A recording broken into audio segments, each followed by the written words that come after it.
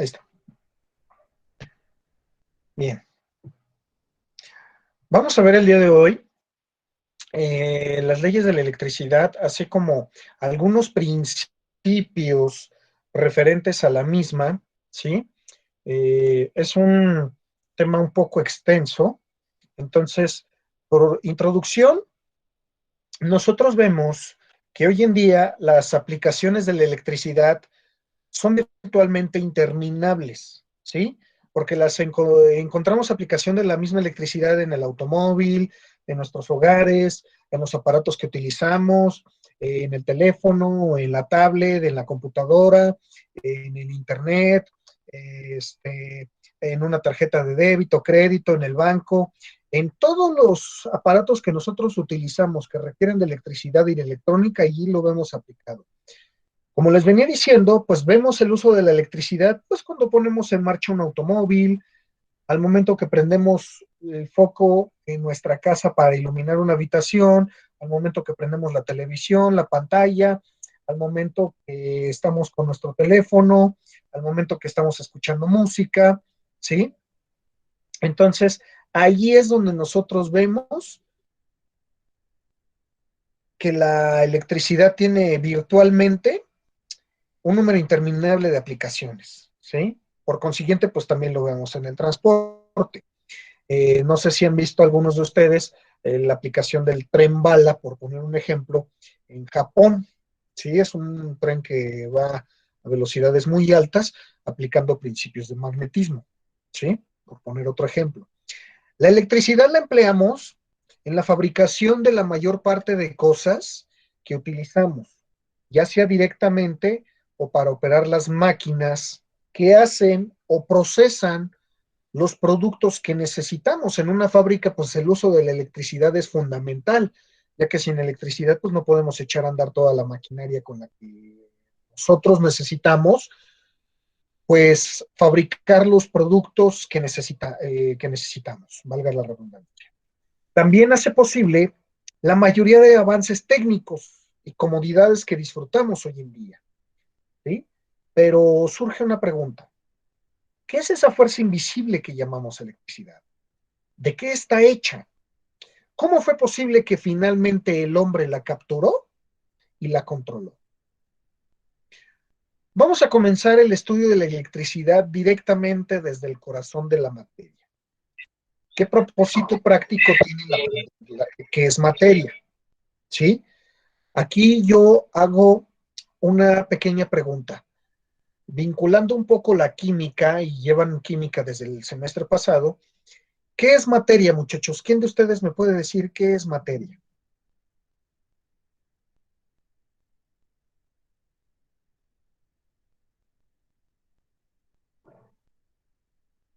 ¿Mm? Todo aquello que ocupa ¿Nadie? un lugar en el espacio. Aquello que ocupa un lugar en el espacio. Correctamente bien contestado. Es correcto. Entonces, materia, como bien dice el compañero, es todo lo que ocupa un lugar en el espacio. Y el lugar que ocupa dicha materia, dicho cuerpo, no puede ser ocupado al mismo tiempo por otro cuerpo. ¿Cierto? Es así de simple. Entramos al corazón de la materia, vamos a destreñar lo que son las moléculas, los átomos y vamos a vincular un poquito aquí la química con mantenimiento automotriz para poder entender mejor esto. Como veníamos diciendo, la materia es un elemento importante en la generación de la fuerza que nosotros llamamos electricidad. La necesidad de esta información esencial se va a incrementar conforme se avanza a través de la presentación. Cada día tenemos noticias de nuevos dispositivos electrónicos que aumentan las posibilidades de aplicación y de esta manera la incursión de la electrónica en prácticamente todas las áreas de la ingeniería. ¿Sí? Cada vez tenemos dispositivos que son más capaces, que son más, algunos de ellos que son más pequeños y por consiguiente más potentes. Yo me acuerdo hace, pues no sé, hace 15 años, la primera laptop que compré traía disco duro de 80 gigabytes y traía memoria RAM de 512 megabytes. Hoy en día, pues ya hay computadoras que tienen hasta 12 gigas en RAM o hasta 16, me parece, para los que son gamers, y traen desde 500 gigas hasta 2 teras en disco duro. Entonces son equipos más potentes y te ocupan el mismo espacio o a lo mejor un poco más grandes o un poco más pequeños, dependiendo del diseño. ¿Sí? Con el uso de controles electrónicos, las armadoras de automóviles, nómbrese General Motors, nómbrese Ford, nómbrese Chrysler, Volkswagen, Nissan, y las marcas que integran estos consorcios, por ejemplo, SEAT, Skoda, Maybach, Bentley, Mercedes-Benz, este, ¿cómo se llama esta división? Infinity, de Honda Acura, la misma Honda, Toyota, Lexus, Chevrolet, Cadillac, Pontiac, bueno, ya no existe Pontiac, pero sí había Pontiac, MC,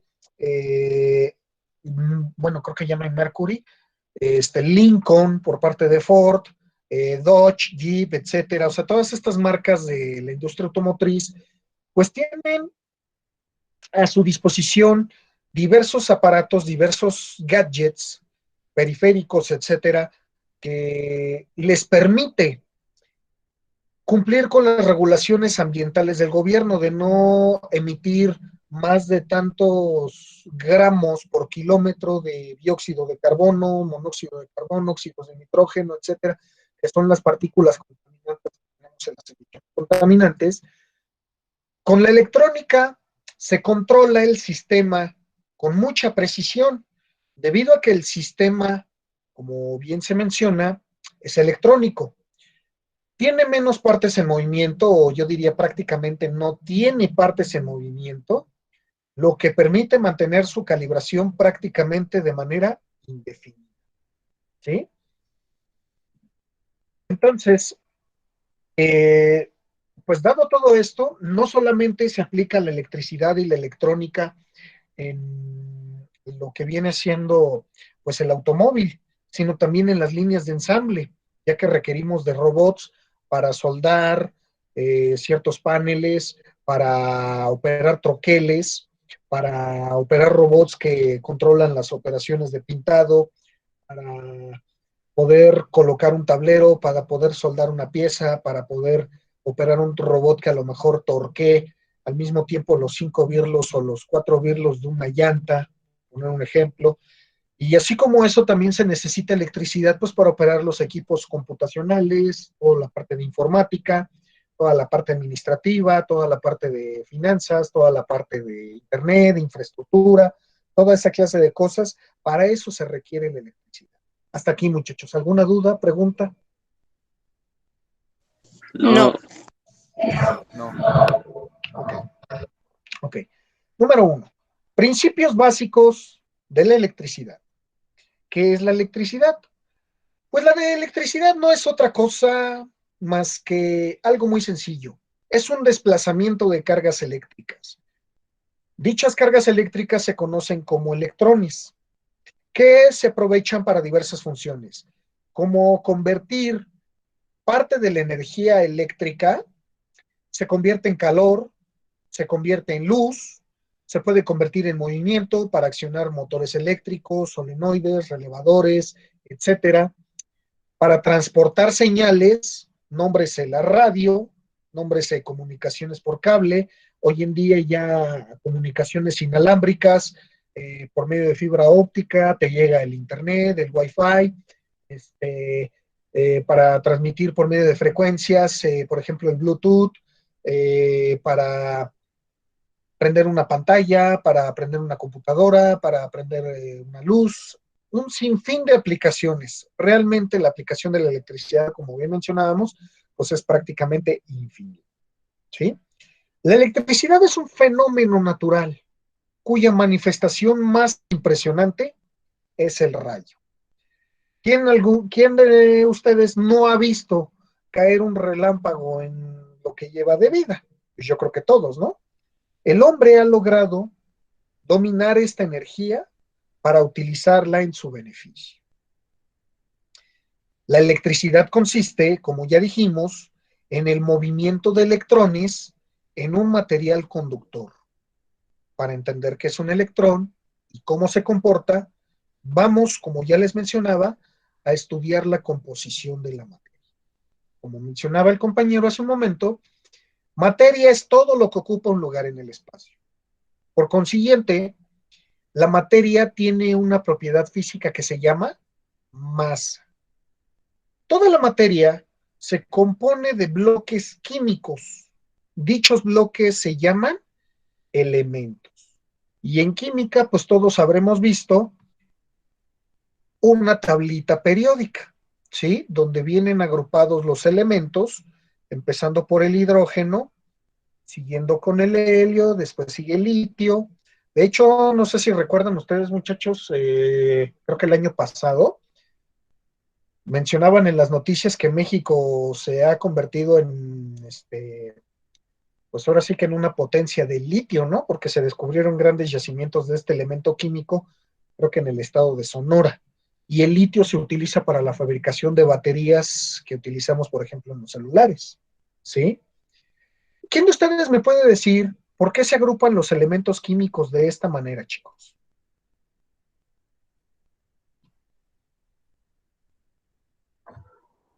Por la cantidad de electrones que tienen en su último nivel. Sí y no. ¿Algo más? Por el número atómico de cada número y si es metal, no metal o sale, yo no recuerdo cuál es el otro. Por su número atómico. Muy bien, va por ahí. ¿Y por qué los ordenamos de esta manera? Sí tiene que ver en parte el número atómico.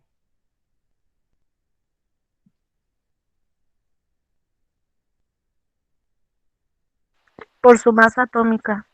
Es correcto, por su masa atómica. Si nosotros observamos con detalle, el hidrógeno aquí nos marca que es una masa de 1.000 y algo. Si vamos con el helio, aquí nos marca que es una masa un poquito más grande. Y así va a ir incrementando poco a poco la masa atómica de cada elemento. ¿Sí? Todos estos que tenemos aquí son elementos químicos. La parte más pequeña en la que se puede dividir la materia sin que pierda sus propiedades. ¿Sí? Y la parte más pequeña de la materia es una partícula muy pequeñita que nosotros conocemos como átomo. ¿Sí? Entonces, si nosotros vemos un átomo de hidrógeno, como bien mencionaba el compañero, tenemos un protón, que es carga positiva, eso lo vamos a ver ahorita más a detalle más adelante. Tenemos un neutrón y en la órbita tenemos un electrón. Por eso es una masa atómica, perdón, muy pequeña, ¿sí? Y los elementos los clasificamos en metales, no metales. Creo también aquí se llegan a poner metales pesados, hay metales dúctiles y metales frágiles. Aquí viene la parte que menos metálico, menos básico, más metálico. Menos electropositivo, más electropositivo. Menos reductor, más reductor. Más oxidante, menos oxidante. Menos electronegativo, más electronegativo. Más no metálico, más ácido. Menos no metálico, menos ácido.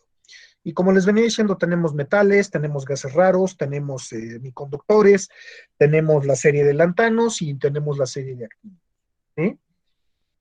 Hasta aquí, muchachos. ¿Tienen alguna duda? Ninguna. No. Ok. La naturaleza nos ha proporcionado más de 100 elementos, los cuales combinándolos nos dan los diferentes tipos de materia que se encuentra en nuestro planeta y en el universo. Aquí ustedes ven alrededor de 107 bloques. Cada bloque corresponde a un elemento químico. ¿Sí? La naturaleza, todo lo que nos rodea, nos ha proporcionado más de 100 elementos que combinándolos nos da los compuestos. El hierro, como tal, es un elemento químico. El cobre también, el hidrógeno, el oxígeno, el aluminio, el mercurio, el sodio, el cloro, son ejemplos de otros elementos. Cuando los elementos hidrógeno y oxígeno se combinan, químicamente se forma agua. ¿Quién de ustedes me puede decir cuántos átomos de hidrógeno y cuántos átomos de oxígeno requerimos para formar una molécula de agua? 2 de hidrógeno por 1. 2 de hidrógeno y 1 de oxígeno, la famosa formulita H2O, ¿cierto? Esa es la fórmula química del agua. Y el agua es un compuesto. La sal es el resultado cuando combinamos químicamente el cloro y el sodio y obtenemos un compuesto que se llama cloruro de sodio, más conocido coloquialmente como sal de mesa. ¿Sí? Ahí tenemos que necesitamos un átomo de cloro y un átomo de sodio para formar una molécula de cloruro de sodio, para formar una molécula de sal. ¿Sí?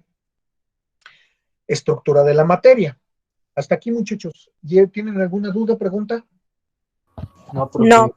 Profe. Entonces, a grosso modo, la parte más pequeña de un compuesto es una molécula, ¿sí? Y la parte más pequeña de un elemento químico, la parte más pequeña de la materia como tal, es el átomo. Abusados con eso, chicos, para que tomen nota. Vamos a ver ahora la estructura de la materia. Si tomamos una gota de agua y la dividimos en dos, tendremos dos partes, pero ambas seguirán siendo agua. El agua es un compuesto químico de dos elementos, hidrógeno y oxígeno. Como bien mencionaba el compañero, necesitamos 2 átomos de hidrógeno y 1 de oxígeno para formar una molécula de agua, y cuya fórmula es H2O. Y en lo que es la estructura de la materia, tenemos básicamente ahorita 3 estados de la materia. La materia la vamos a encontrar en estado sólido, la encontramos en estado líquido y la encontramos en estado gaseoso. En este caso, nos podemos referir también al agua como materia, ya que el agua pues es un compuesto. Y un compuesto pues es una combinación de 2 o más elementos químicos, ¿sí? Y como tal, pues el agua también tiene estructura. Si tiene estructura sólida, pues la encontramos hecha hielo.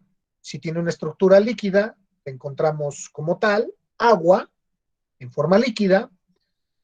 Y al momento que nosotros la hervimos, pasa a convertirse en gas, estado gaseoso. ¿Sí estamos de acuerdo?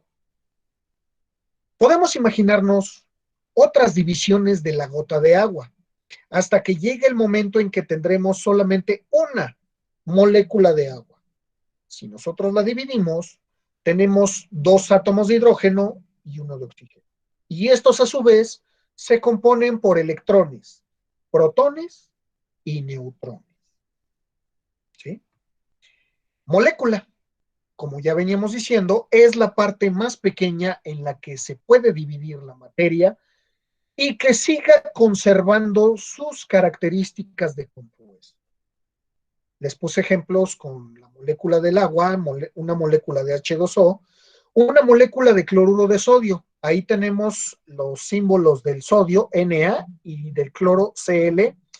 Una molécula de ácido sulfúrico, H2SO4. Si ustedes se van a la tablita periódica, oxígeno es la O, S es azufre y H es hidrógeno. Por eso se llama ácido sulfúrico. Peróxido de plomo, Pb es plomo y O es el oxígeno. ¿Sí? Y esta es su fórmula química. Átomo, la parte más pequeña en la que un elemento se puede reducir y ser clasificado aún como un elemento químico es el átomo. Como ya les venía poniendo ejemplos, tenemos átomos de hidrógeno, de oxígeno, de cloro, de molibdeno, de magnesio, de manganeso, de oro, de plata, de cobre, de titanio, etc. Todos esos son elementos químicos. Si nosotros lo vemos con la siguiente analogía, el átomo es similar a nuestro sistema solar, en el cual el Sol es el núcleo y los planetas, las partículas que giran alrededor del núcleo. En el átomo, como apreciamos en la figura, el centro del Sol, entre comillas, se compone de partículas llamadas protones y neutrones. Aquí donde ocuparía lugar el Sol, en el átomo, tenemos protones y neutrones. Los protones contienen cargas de electricidad positivas. Los neutrones, como bien lo menciona su nombre, no tienen carga. Están neutros, neutrales, ¿sí? No son ni positivos ni negativos. Los planetas que giran alrededor del núcleo o el Sol son llamados electrones. De ahí viene el nombre de electricidad, flujo de electrones. Y los electrones contienen cargas de electricidad negativas. Desde este momento, cuando hablemos de electricidad, solo hablaremos de protones y electrones, dado que son partículas que contienen cargas eléctricas. Hasta aquí, muchachos. ¿Tienen alguna duda? No. Ok. Aquí nosotros tenemos un átomo de hidrógeno. Tiene un protón y tiene un electrón. Por eso tiene el número 1 en la tabla periódica de elementos, basándonos en su masa atómica. No es lo mismo que tengas de masa un electrón a que tengas 8, o a que tengas 16, o a que tengas 103, por poner otro ejemplo. Y aquí tenemos el oxígeno. Nosotros vemos que tiene 8 cargas positivas, que son los protones. Aquí lo dice protones. Son partículas cargadas positivas. Neutrones también tiene 8. Son partículas neutras sin carga alguna. Electrones son partículas cargadas negativamente. Tenemos 1, tenemos 2, 3, 4, 5, 6, 7 y 8. El átomo es eléctricamente neutro, ya que tiene tanto cargas positivas, protones, como cargas negativas, electrones. Las cargas de signo contrario se atraen, ¿sí? Lo mismo pasa con los imanes, lo mismo pasa con el magnetismo. Eso lo vamos a ver más adelante cuando veamos motores de arranque, ¿sí? Ahí estamos aplicando el magnetismo.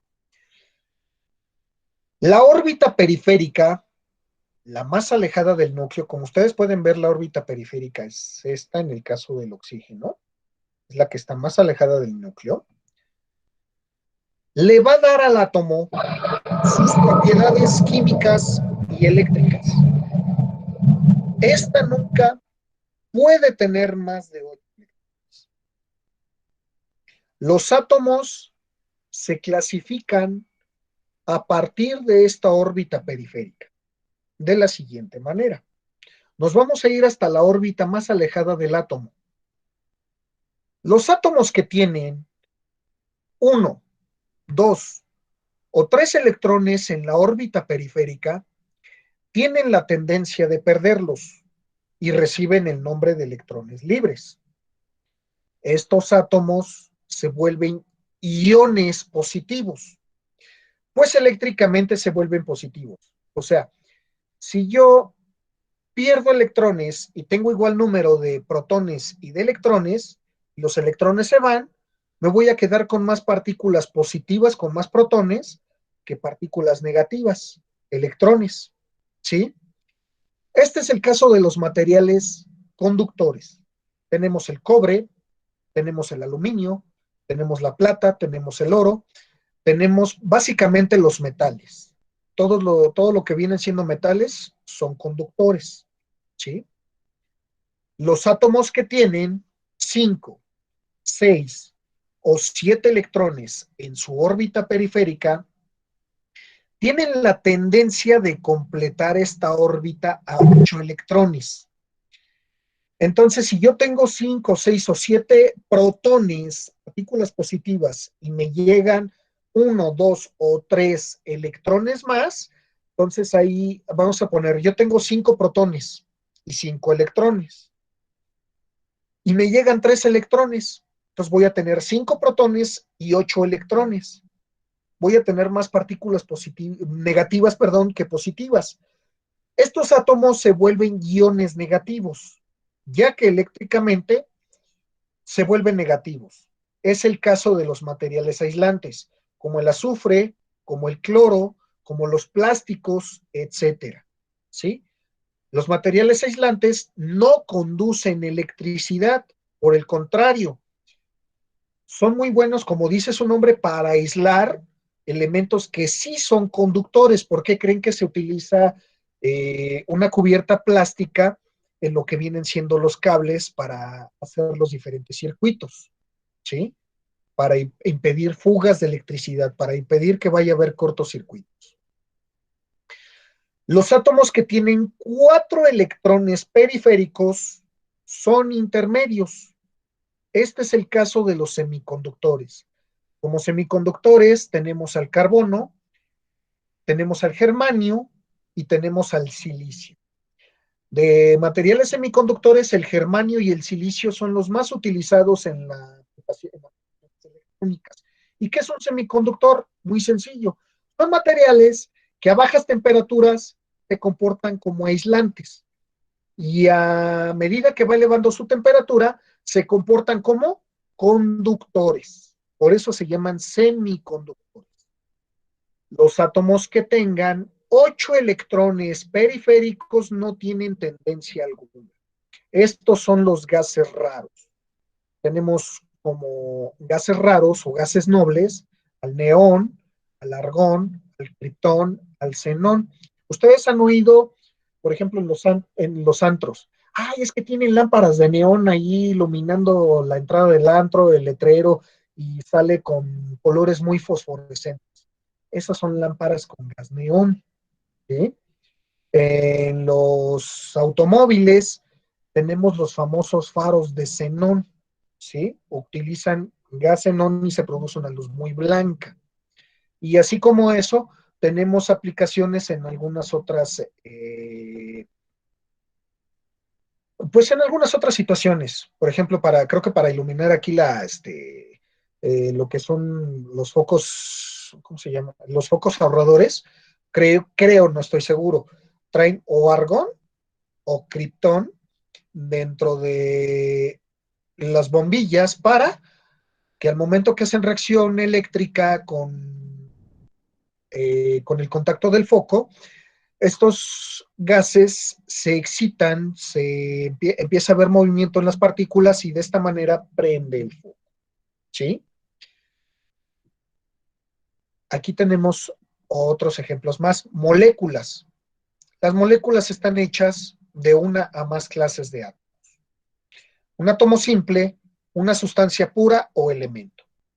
Y los átomos se dividen básicamente, como ya decíamos, en 3 partículas subatómicas. Tenemos electrones como partículas negativas, tenemos protones como partículas positivas y tenemos neutrones como partículas neutras, positivo o negativo. ¿Sí? Hasta aquí, muchachos, ¿alguna duda? No. No, profe. Ok. La relación entre los sistemas mecánicos del automóvil y la electricidad no es reciente. Desde los primeros vehículos se utilizó electricidad para generar la chispa en las bujías y encender la mezcla aire-gasolina admitida en el motor.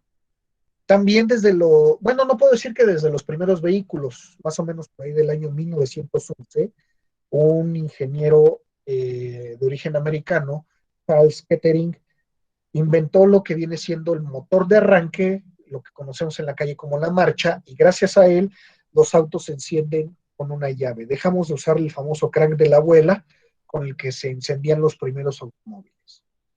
Este rudimentario sistema eléctrico de los primeros automóviles poco a poco comenzó a desarrollarse, hasta extenderse a otros sistemas del vehículo.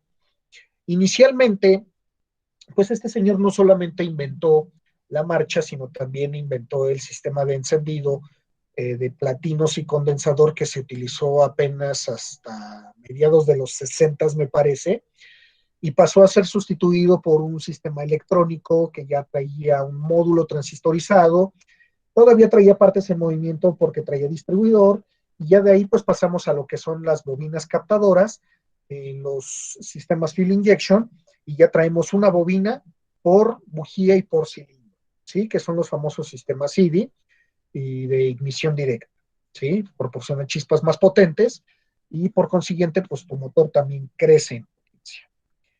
Se calcula que en un vehículo hay cerca de 1 kilómetro de cables que corren en todos sentidos y que alimentan desde dispositivos de gran consumo, en este caso la marcha o motor de arranque, y lo pueden ver al momento que tienen ustedes prendido la luz de domo de su vehículo, la luz que va en el techo, tienen prendido el estéreo, los limpiadores o no sé, cualquier otro aditamento eléctrico, y van a prender el motor, le dan marcha al motor y notan cómo los limpiadores se detienen por un momento, la radio se pausa un momento la música, se debilita un poco la luz del domo, del techo del domo, arranca el motor y arrancando se normaliza todo el sistema, ¿cierto?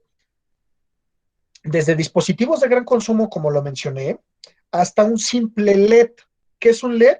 Light Emission Diode o diodo emisor de luz, que son sus siglas en inglés, que consume unos cuantos miliamperios de corriente, consume una cantidad muy mínima de corriente. Por ello, los especialistas en mecánica automotriz deben saber diagnosticar y reparar el sistema eléctrico del automóvil, sobre todo el de las unidades modernas, que utilizan sistemas de control electrónico. Aquí hago aclaración, muchachos.